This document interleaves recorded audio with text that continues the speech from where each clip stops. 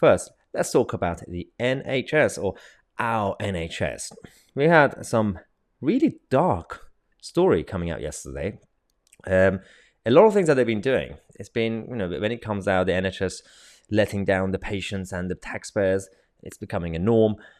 This is quite fascinating because this already came out yesterday and a lot of you have already heard it. But I'm just going to be talking about what this really means. The NHS made secret plans so that, pandemic plans to deny care, social care for elderly.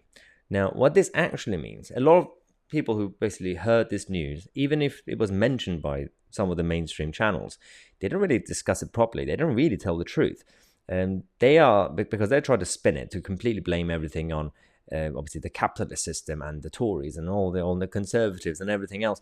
In reality, this was not some sort of plan that was created now. This was created by the previous government, not even Boris Johnson himself.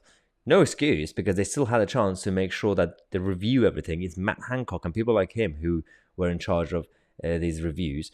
But the whole idea is that the NHS, that's supposed to be our NHS, this was not decided by the politicians, it was decided by the NHS.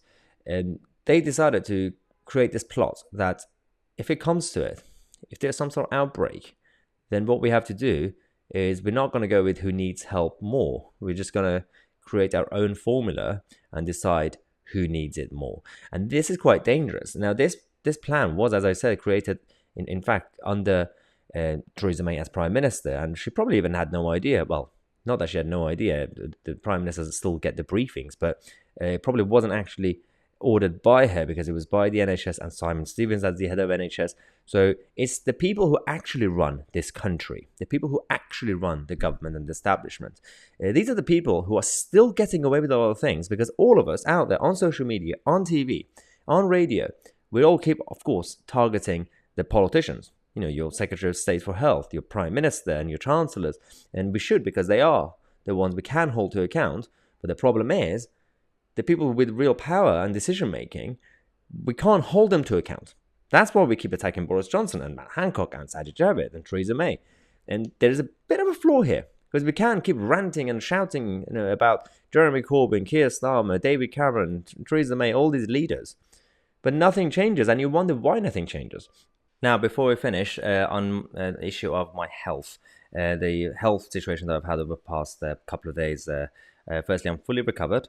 Secondly, thanks again for all the kind messages, all the emails and everything I've received from you guys, especially on the new website, the new channel.